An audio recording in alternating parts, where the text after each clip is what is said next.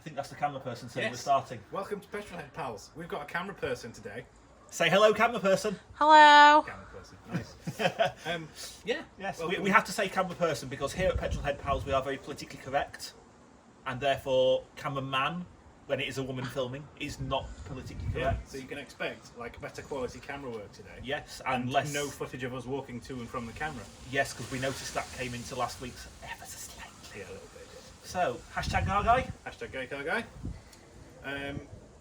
Yeah.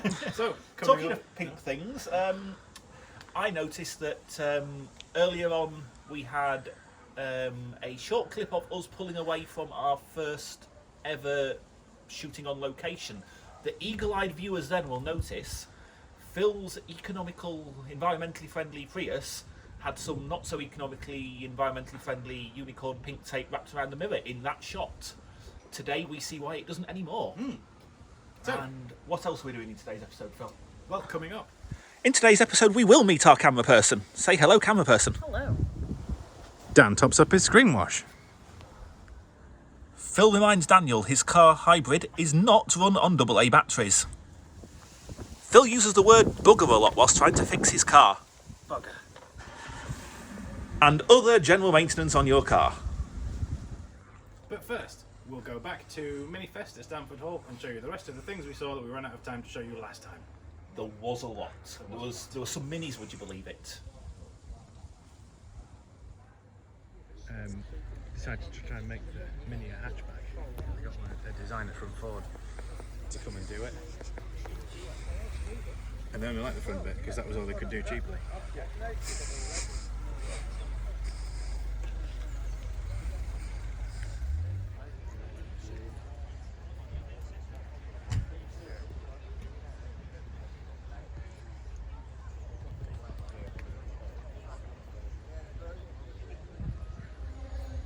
Old and new next to each other here. Definitely see the difference in size of what's supposed to be a small car.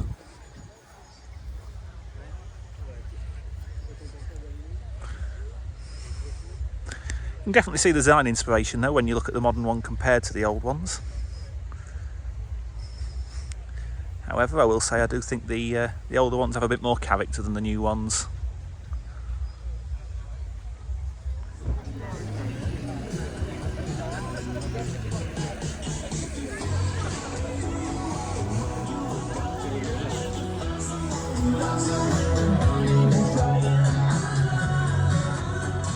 Phil, the dash is made of Lego.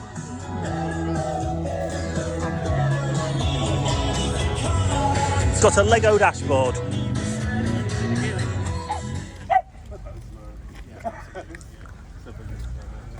Phil, mate, what have you found here? Well, this is Andrew, and we're having a look at his Cooper S. Oh, very nice. Sort of Cooper S. It's the RSP Cooper from 1990 when they re-brought the Cooper name to the Mini. It has John Cooper Garage's Cooper S conversion. To bring it back to the performance of what the Coopers basically were of the 60s. I've had it since early 2019. Just take it out and enjoy it. I've done a few odds and sods to it to make it more user friendly and happier for modern living. Things like the rear brake lights. Change the radio because I love listening to certain damp radio stations. Then there are other things, PowerPoints mounted up onto the in-car for dash cam and phones and sat navs and that. Perfect. So it's possible to make it so that it's easy to live with. They are fairly basic. The nice thing about the basic cars, they're good for home maintenance as long as you can get your hands in the tight spots. The electrics are a lot simpler and easy to work through. I've done it by how can I put it? I've done it by bridging in a second fuse box. That's bringing that in. It's a fun car. I enjoy driving them. Okay, the first one was a minivan. Sort of went up from that to one mistake. And I bought one brand new City E, which I ran like that for 3 years, put 40 odd thousand miles on it. Broke everything down to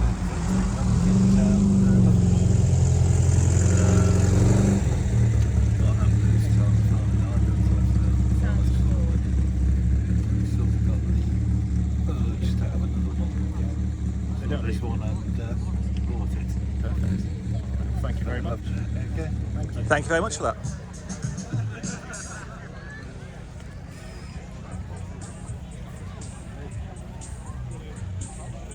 And in the interest of keeping it fair, we have a Hornet as well, Wolseley Hornet here.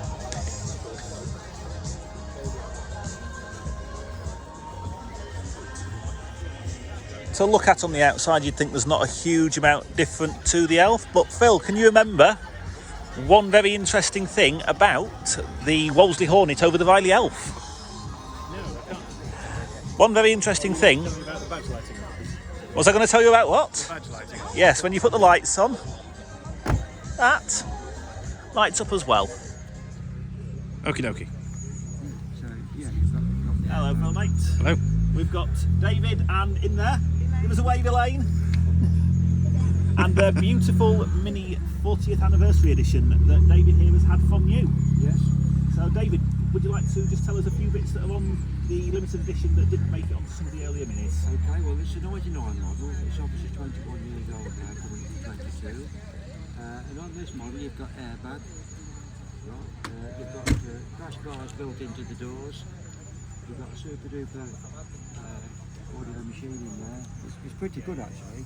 You've got all the leather seats. And the colour of the car is actually mulberry. And they only made roughly 125 in that colour. So it's a bit of a collector's piece then. It is. They did 50 in old English white, and then they did 50 in blue. But this was the nicest looking one. Yeah. The seats are all leather. There's in the bar. So it's got the knurled dash in there with all the various clocks, gauges. Have a look at that, Phil. See what that looks like compared to some of the older ones we've seen today. Yeah. It's odd to see one without the sort of big centre clock. Yeah. It's definitely interesting. Have a look at the engine if you like. Oh, Ooh, yes, thank you. definitely. David was just telling me he doesn't buy anything other than original parts wherever possible. Excellent. So it is about as original as you're going to get on something this age. It's the cleanest engine bay I've seen all day. Yeah. Definitely cleaner than mine. Yeah. I've just done over 30,000 in this now. And it gets its run into Cornwall every year. We do 320 miles. Six nice and steady, does it? I'm just happy sitting on the motorway about a 70, 75. Sweet Yeah. as a nut. Brilliant. Yeah. So, yeah, very pleased with that. Well, David, thank you very much for showing us around your car. That's all right. Been an You're absolute welcome. pleasure. Thank you. You're welcome. And thank you very much, Elaine, for allowing him to show us. Well, look,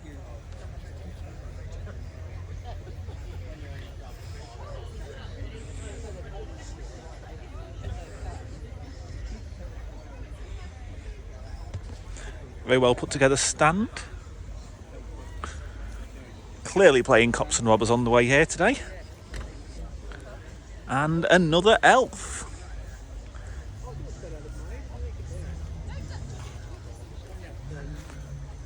I think the elf was used in the heist there, ladies and gents. A bit more space than a normal Mini to get all your loot in it.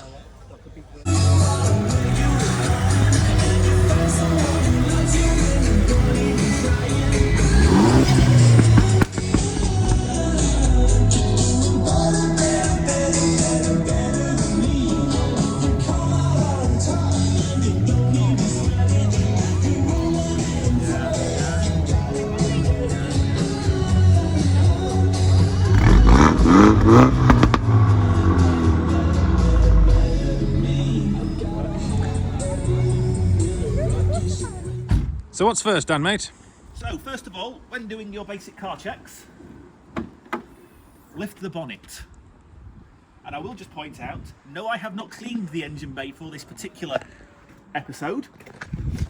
Top tip for when you're buying a car, if you're buying a 12-year-old BMW with 141,293 miles on the clock, and the engine bay looks something like this, it is an honest car. If it looks like it has just rolled out of the showroom, they might be trying to hide an oil leak, or a water leak, or a coolant leak, or something. Just be aware, shiny engine bay does not always mean perfect car. But back to where we are. First things first, I have got a warning on my dashboard when I turn my car on at the moment. Cut. So when I fire the car up, it even says that little thing there, and on the centre console, it tells me washer fluid level low. So if you find the symbol that matches the dashboard symbol, very helpful. This car does not like to let you forget that your screen wash level is low. And before anybody says that looks far too blue, it is ready mixed screen wash. Available at all good petrol stations, garages, supermarkets and local corner shops. Do you know something then? I once was told by a family member who will remain nameless that you could just use a little bit of washing up liquid if you were in a pinch. This person, who again will remain nameless, told me about this without realising that washing up liquid is now many times more concentrated than it was in the 1970s. So I followed this tip, and the first time I used my screen wash, the amount of foam that came out was unbelievable. So don't do that. No, don't listen to your dad, Phil. It wasn't my dad. Your granddad. Yes. It was one or the other. Parental advice, not always the best. Usually. And when that happens, you've filled the screen wash. Still got a little bit left, we'll not throw it away. Are we done? And that is how you top up the screen wash. While we're under the engine bay, a few other things that you might want to note. Where you top your oil up. Very tight. Always have a good look. Should look like oil and not like mayonnaise. If it looks like mayonnaise, you've got a problem. What's that problem if it looks like mayonnaise? Usually a head gasket. Usually a head gasket. I'd go as far as saying that it looks like barbecue sauce. That's fine. That is absolutely fine. I mean, you know, relating car fluids to condiments, it works well. If we're doing that. Yes. Coincidentally, gearbox oil looks like cherry aid when it's okay. That's all good. Now, most cars actually have a different colour, yellow or red, for the dipstick. Most BMW drivers, the dipstick sits behind the wheel and forgets where the indicators are. I, on the other hand, know where the indicators is. Dan, there's a problem with the nut that holds the steering wheel. Yes, but we can't change that. That's a human being. And always wipe it and then re-dip it. Yes, clean it first. Because we have just very shortly run the engine to show you something. And when you pull it out, be very careful not to drip oil everywhere. It should be to the top of the dipstick like so. There's usually a min and a max. There's a min and a max, and they are the little grooves there, but if we look at the part that's not covered where the oil's splashed on it, you'll see we are up to the maximum line there. Lovely. Oil was only changed on this a few thousand miles ago, and I've not seen any puddles. Other things to check while you're under here, slightly different to most cars, the battery's actually in the boot of this, but always just check that you've got nothing that shouldn't be anywhere near your terminals for your battery, because that's the charging or jump point. You don't charge directly onto the battery on this car. We'll have more battery talk with regards to Phil's later. While we're here, shall we check coolant and power steering fluid? I'm going to be quite honest with you. On this, they are dark tanks. Oh. I have got no idea why they're dark tanks. But normally you can just look into the reservoir and see. However, on this, there is a maximum in, and I am just above the minimum. Inside there is a yellow guidance, if you care to have a quick look. And you'll see with the lock we are just on the minimum guidance there. But it is having a coolant change in its service this year. So we're not worried about that. Advice to live by, most services do not cover fluids being changed apart from oil. Yes. So if you do want it doing, it's worth asking. Yes, always ask what service you're getting. They are sometimes referred to as intermediate and major services, or A, B and C services, depending on the manufacturer. And there's no signs of leakage on the gearbox, on the power steering rather, so we're not cracking that one open, because I tried to open that one earlier and it's a bit tight, and I don't want to swear on camera. So, Where's your other than brake that, fluid reservoir in this, or is it the same as the power steering? Oh, okay. That's the power steering one. No, that's the brake fluid one. That's the brake fluid one. So, I think that's everything for under the engine bay. I think. Right, lovely. Anything else you can think of while we're here? Nope. That catch looks like it might work properly. Job done.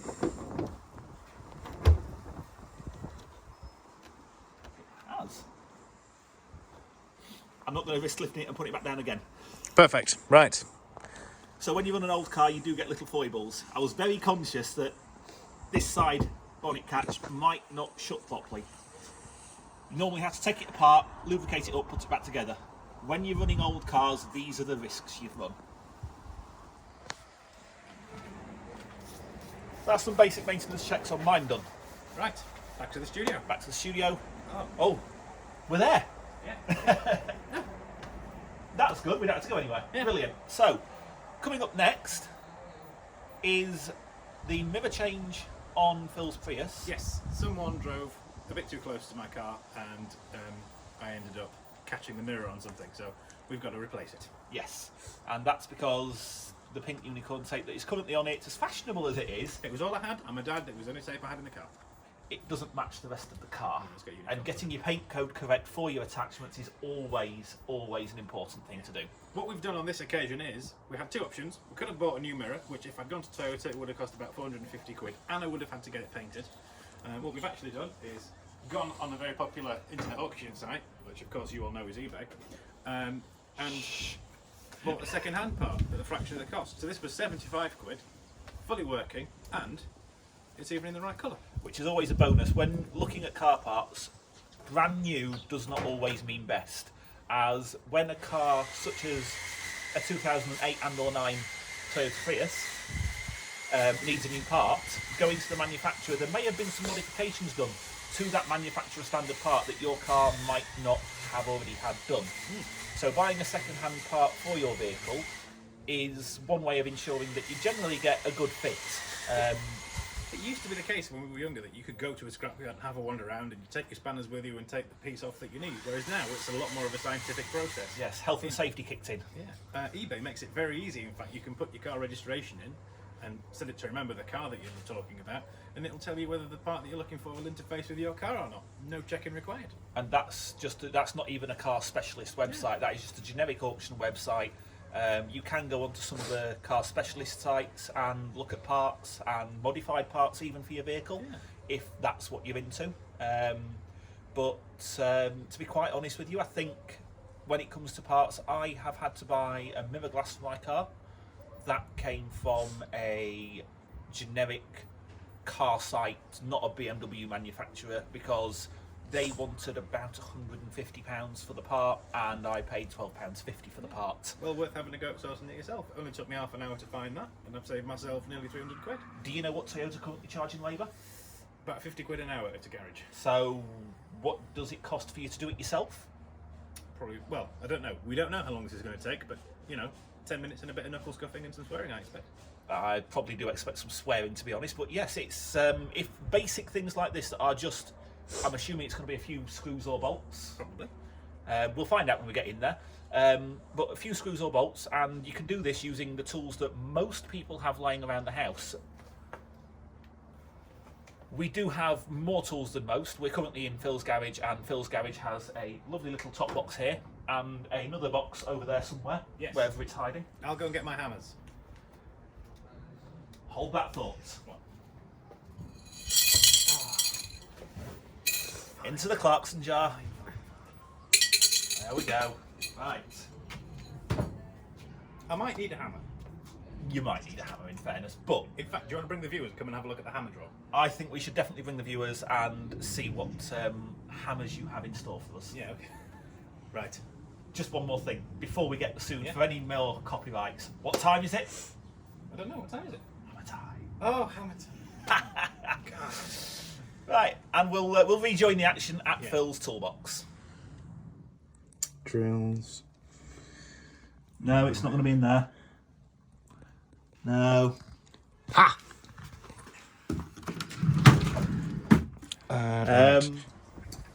Right then, Phil, mate, talk us through what you currently have for the fixing of the car. Right, we have got the new second-hand mirror. Check.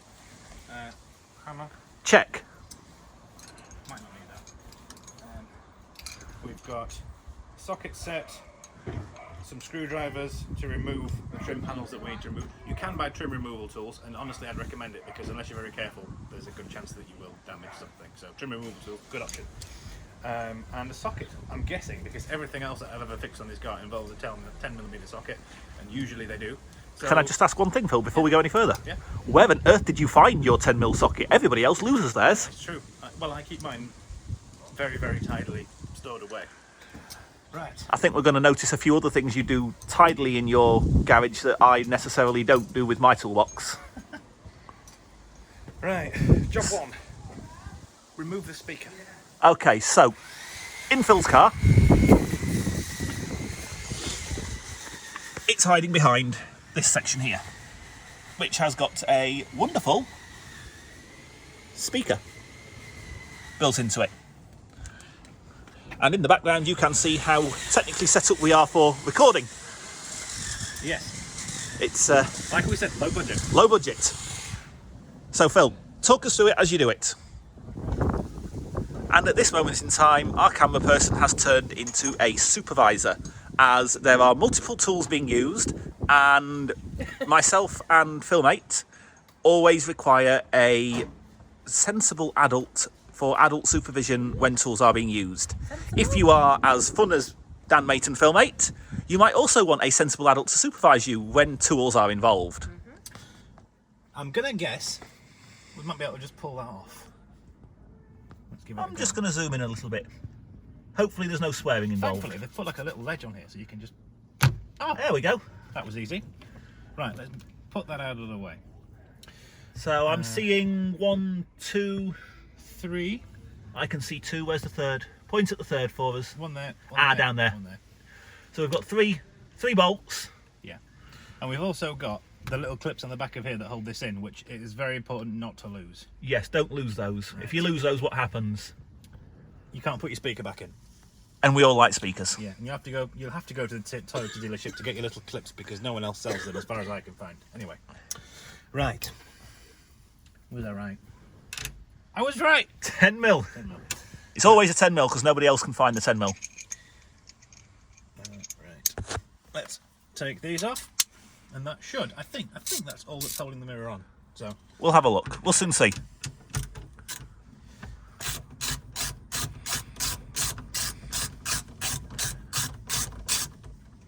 So just to all the viewers at home, any of you thinking Phil might have done this before, I would just like to add, a popular childhood TV show from when we were growing up was called Blue Peter. And they used to do it, lots of fixers and crafts and other things like that. And you'd see them do part of it. And what would happen is they would just cut, everything would stop. And we'd cut to a bit that they would turn around and go, and here's one we prepared earlier. So whilst Phil's screwing at this, quite literally screwing this up. we're going to go and we're going to do move on to the next clip of here's a bit we prepared earlier. At this point, viewers, I think Phil Mate has just about given up with neatness, and there is a bit that you can't quite get off. So, Phil, how do we fix that? I wouldn't advise getting angry with your car, definitely, but it has got a bit personal, as you can see, because there was a really annoying clip underneath the door card that I had to pull out, and we didn't film. I'm just going to show the mirror who's... You do that. So, Phil Mate, Yes. now that we've taken the hammer off you, Yeah. our responsible adult over there is shaking her head.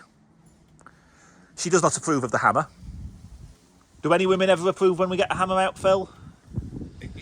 It's not a precision tool, but sometimes you do need them. And Yes. That's why I have a selection. So, we've now unclipped and removed very delicately the old mirror. Yeah. So, new one. I say new one. Second-hand one. New old one. So if I just grab that bit there while you thread that wire through. Guide it in. Because here on Petrolheadpals, consumer advice. Right. What I'm going to do is I'm going to plug this in first, then I can put the door card back, and then that means I can get the spanner in to tighten the belts up. Right, so this time round I am actually going to get the camera person to dive in and film you putting that clip on, because we couldn't film it earlier because you were getting frustrated. Go. Right, I'm trying to aim it into the hole. I can see why you got as frustrated as you did before. It's very tight, this. Wow, this is fraught with innuendos. Hang on a minute, I can actually see it from here. If I grab that, Yep. Okay, can you push it all the way in? I can feel where it's going. Where? So I just slide it in. Yeah, go on, just push it in. It's in. Is it in? Yes, it's in. Okay, That's what she said. can you get your hand out? There you go. Also what she said. Right. Let's put this all back together. Delicately. Delicately. Right, so the door card's back in, that's plugged in. So, right. That's lined up, ready to be tightened up.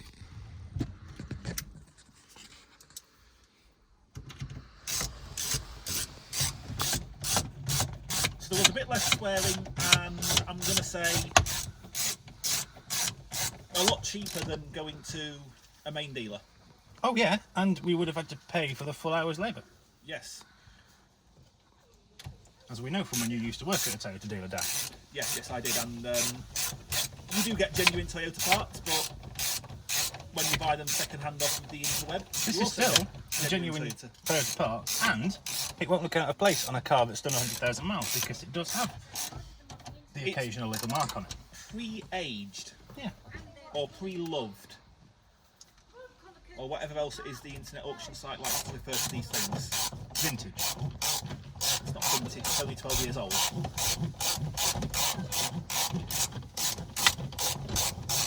And once again, viewers, just while we're tightening this up, if you can hear me over the ratchet, we would like to thank our camera person for all their hard work, because I don't know if you can tell this, they're filming from inside the car at a very strange angle. Right. Now we put the speaker back in, which I think there's like a little... So I can let go and it won't fall off. It should be fine. Are we sure? Yeah. If I let go and it falls off. Delicately. I think we're fixed. All we've got to do now is test it. And we rejoin the action inside the Prius, where Phil is now going to check that he has got the electric mirror met up correctly. But I hear an engine, Phil. Yes. It's because I've got the heating on. Right, so if you turn the heating off, the engine will go off. I mean, but it hasn't. if you need it, I'm just going to pop these on the seat for you, Thank you. just so that you can top the battery up if you need to. Right, will you make yourself useful and see if that mirror moves? I think I can do that. Let's have a look and see if the mirror moves, guys. That is definitely mirror movement. I'm going to shut the door so that Phil can get that set up for driving. But as you can see, one fixed mirror. It's not a brand new part, so it doesn't look out of place on a car that is used. Are we happy, Phil? Yeah, very. Right then, Phil, mate. So, back to the Centre for Technical Excellence. Oh, you made it. That looks better than it did with tape.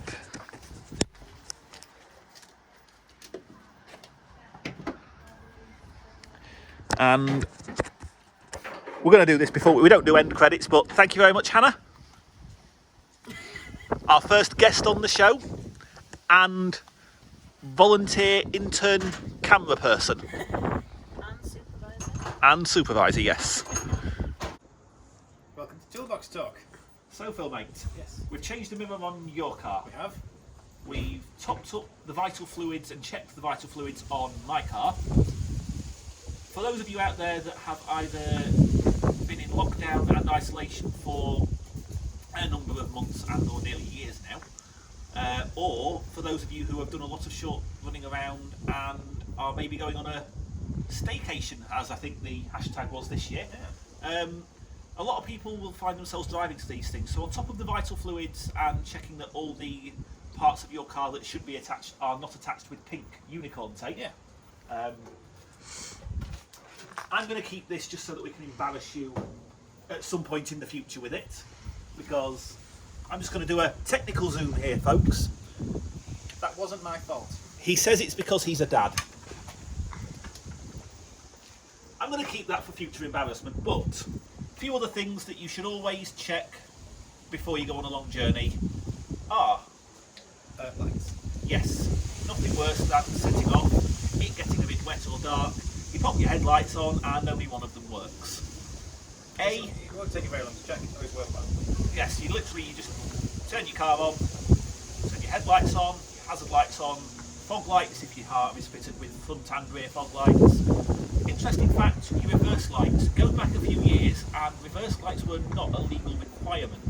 However, your car now has to have, if they are fitted, they must work. This goes the same for front fog lights. Many years ago you could get your car through an MOT and if it had front fog lights fitted but they didn't work because you were a cheapskate and you took the bulbs out to save money, then that was fine. But nowadays, if the light is fitted to your car, it must work. What else should we check? Tyres. What are we checking for on tyres? Checking for any bulges, any cracks, general condition of the tyres, make sure they're not damaged, any obvious signs of wear, and also check the tread pattern to make sure that they are within the legal limit. And for those of you out there wondering what the legal limit is, 1.6 millimetres across 75% of the tyre and visible tread across the rest is the bare minimum you should have to be driving on the roads. Now, most organisations that deal in road safety, and you may also know them as breakdown companies, one of them's got 2 letters that are the same and the other one has 3 letters that are different. One of them drive big yellow vans, one drive big orange vans. If they sponsor us, we'll tell you about them. But most road safety partnerships in the UK will tell you that the safe limit is 3 millimetres, not the legal of 1.6, because once you get below 3 millimetres, 75% of your tyre potential grip is lost at this point. You can't disperse as much water with your tyres, which, as much as having a nice tread pattern, you might think it looks good, it is there to serve a purpose. It is there to push water away from the tyres so the tyres grip. Remember, it's the only thing between you and the road. You can put a lot of other things on your car at a budget basement level. You can do second-hand parts for mirrors. You can get a second-hand headlight unit if you crack a headlight. Many things like that. Yes, you can run a car on a budget and get away with, but please, please, please, guys, if you are thinking about putting second-hand tyres on your car, I would rather buy new budget brand tyres than second-hand premium brand. You don't know how long that tyre's been sat on a shelf once it's been removed from a wheel rim. Moisture can get in, it can perish the rubber, and you won't see this when it's put on your car. Please, guys, if you're on a budget and you need new tyres, buy new tyres. You can get budget brand tyres. They do serve the same purpose as proper branded tyres. Most of them are actually owned by a company. For example, Marangoni, did you know, are the old Pirelli P60 tread patterns? They were a good time. I had those on my old XJ6. And I also had them on my old MG. So please, tyres are safety, guys, and yes, we laugh and joke on this show. Safety is important. Safety always comes first. Everyone gets that thing. Yes, that's the important bit. So your tyres, your lights, jump in when you put your seatbelt on, give it a quick pull. Make sure the seatbelt pre-tensioner is working. Make sure power steering's okay. Yes. And last but not least, when you do start to roll forwards, if your car hasn't been driven in a while and you notice a bit of squeaking on the brakes, make sure they're not seized with rust. Make sure it is just only a bit of surface dust on your discs. Driving along and tapping your brakes a few times will remove any surface dust on the brakes. If they're seized and this doesn't stop the problem, please get in contact, guys. Don't please do a long journey. Not safe. And another thing that's worth checking before you set off, particularly on a long journey, is yourself. Are you okay to drive? Have you had plenty of sleep? Have you been to the loo? Yeah. Are you in a fit state of mind to drive? Never let your mental state of mind dictate your driving. A lot of people will say the music you have on affects your driving style. Part of me agrees with this, part of me disagrees, because the music will affect your mental state, and that will in turn affect your driving. Please never drive mad, never drive angry. Always set off with a nice, calm mood, and don't let traffic anger you, don't let other road users anger you. There's a lot of idiots out there, for example, that will drive a BMW that don't know where the indicator stalk is. I will prove in a later episode all BMWs and other German cars for that fact are fitted with indicators as standard And can be used. and can be used. The car doesn't spontaneously combust if you use them. So please, this goes for everyone, not just your stereotypical bad German car drivers. Think of other road users as well. If you don't indicate, is that other person going to know where you're going? Can they safely complete their manoeuvre? Half of accidents at junctions are caused by people not indicating or people giving misleading indications. Please, think of others as well as yourself, guys. I think that's it for Toolbox Talk this week. Do we know what's coming up next week? I wouldn't necessarily say next week, as we've been a bit sporadic with well, next episode. I think, are we doing Drag Race next episode? Could do Drag Race next episode? We could do Drag a Race. Drag Race. So, if you know where we could do Drag Race, ladies and gents, please drop us a message down below, Ideally in South Yorkshire. preferably in Doncaster, within about 10-mile radius. We're not going to be doing this on a public road, of course, as that would be highly illegal. So, a private road, if anybody out there has got a stretch of tarmac we could do this on that is on private land, please drop us a touch. What else is going to be next time? I think we might be looking at a car review of either mine or Phil's car next week as well. Could do that. Um, We could have a guest on. yes, I think Car. a guest car. If anybody has got a car that they would like reviewing, please again get in touch. But we'll end the show on. If you haven't already, please do hit that like, subscribe, and turn on the notifications bell. And I think That's it. Be that's careful out there. everything. Be careful out there, guys, and remember, safety first, fun second. Yeah, we'll see you next week for some races. Probably more than. Oh, shall we do a race next week? A Top Gear style race. Thinking about it. Oh, well, We'll get thinking. we'll get thinking, but Yeah. the cars are a little bit dirty, and there are more than one or two ways of washing the car. Yeah, car wash race. Car wash race, Drag and race. drag race. So, Petrolheadpals do drag race, Yeah. and Petrolheadpals do a car wash race. I like that. I think that's a good one for next show, guys. Yeah. Right. We will see you then. Take care.